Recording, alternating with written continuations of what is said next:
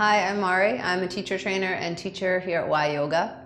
And this short clip, we're just going to get into a pose called Natarajasana, or dancer's pose. And it's a pretty well-known pose in the yoga world. It's a really sweet front body opener and back body strengthener. It's also a balancing pose. It's the peak pose in the Y hot sequence, so you'll see it in that class a lot if you go. And it's one that has a lot of progressions, so whether you're brand new to practice or whether you've been practicing for a long time, there's somewhere you can start and there's somewhere you can work towards. So we'll start together in the middle of your mat. And if you're brand new to practicing and you know that balancing is challenging for you, you could always have a wall or a chair nearby just to hold on to you so you have some stability to start with, especially if you have stuff going on in the shoulders or the shoulders are really tight. You'll bring a little micro bend into your standing leg and just grab your foot from the outside. Right, noticing that when you bend the knee, the butt kind of tends to stick out. So try to root down through your standing foot, move your inner upper thighs back, and then root your sitting bones down until you feel your low belly tone and your standing leg get super strong. Tendency in this one is we kind of like to sink. So keep thinking about hugging your standing outer hip in and then drawing your left knee in towards the midline so your pelvis is staying nice and neutral, nice and square. And from there, right arm can stretch up, and this might be plenty.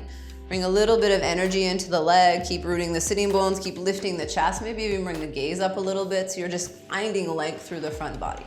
Right, once you feel stable there, as you press into your standing foot, you might start to kick your left leg back any amount. Right, in the beginning, it might be really minor, right? Just bringing some length into the front body, creating a little bit more space through the front of the thigh, the hip. Now, if you're feeling pretty stable there, the shoulders are good, you have no shoulder injuries, you'll start to find a deeper opening in the chest. The tendency is usually for people to want to turn the shoulder in, which creates this closing off in the shoulder joint, which isn't what we're looking for. So make sure you're turning your palm up like you're holding something and keep it facing up as you grab your foot from the inside this time. Standing leg again, strong and stable. So little micro bend to start, especially if you're super bendy in the joints. Keep a little bend in the knee and then tone the thigh, root the sitting bones down and then hug your inner thighs towards the midline. And again, you might feel a nice stretch here, just lifting the chest.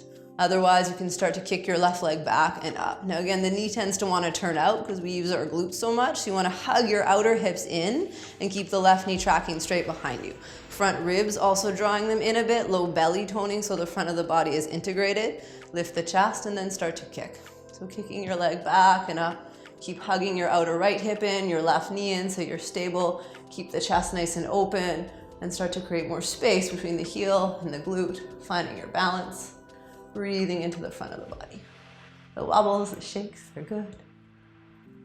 And then slowly release. And then you'll do the other side. Thanks for joining. We'll see you guys soon.